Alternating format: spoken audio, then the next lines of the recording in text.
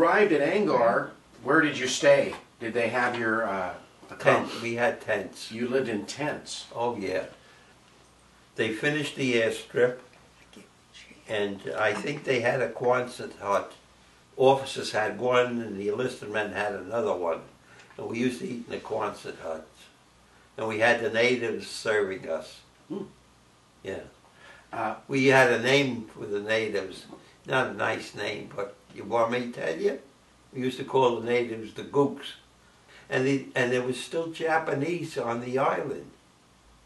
I think that we had Marines or other people on the island. They used to use flamethrowers, pointing them into the caves with the flames coming out. And they all used to come out with their hands up, and they used to put the Japanese on the trucks. And all we saw was gold teeth smiling at us. All the Japanese had gold and silver teeth. And they were smiling at us.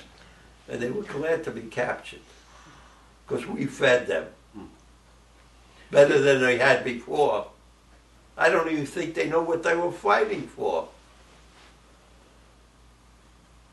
The only reason we were fighting for is because they bombed us. We didn't bomb them. I was sent to the hospital in another part of another island because they used to have makeshift toilets.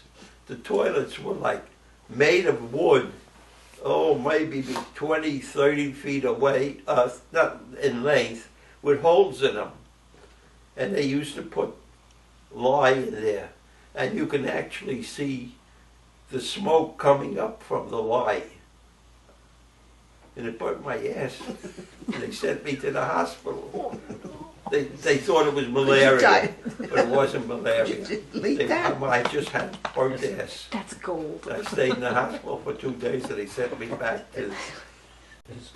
Now on Angaur, you stayed in the officers' area. You had your tent. Who was in your tent with you? I had just the officers. There was Ole, Fred Sperling, and your father, Omar. Yeah, and myself. I remember, I never had much money with me, but every time I went on a mission, we had bunks, you know what I mean, like cots or bunk.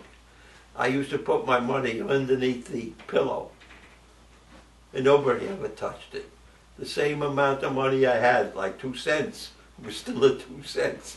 If I had $5, it was still $5. What was the food like? Nice. We got along very well. With the whole crew we got along very well. We never had any arguments or discussions as what we should do. I remember only once.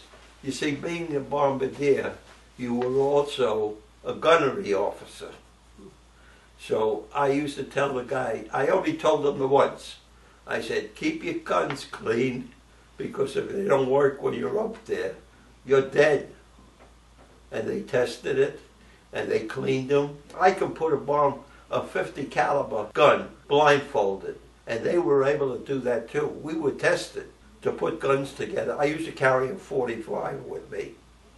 I never used it, but I always carried one. All the guys had 45s, but we never used them. But they did test their 50 caliber machine guns to make sure that they were working. Shoot off 3, and then wait. The bullets, the 50 caliber bullets came in a little box, an oblong box, and maybe it had 100 to 200 bullets in them. And they know how to, in case they got jammed, they had to know how to eject a bullet and put another one in within 2 seconds. When I go on a bomb run, I always check to see the bombs that they put in. And I know when I went on a mission, I had control of the paint. I knew when there were 10 bombs on there, I had 10 pins in my hand. Not 9, not 11. I had 10 pins to make sure that they were armed when they hit the target to explode. When did so you armed the bombs? When did you do that? No, the bombs were armed. I took the pins out to arm them. About 5 to 10 minutes before we went on a bomb run.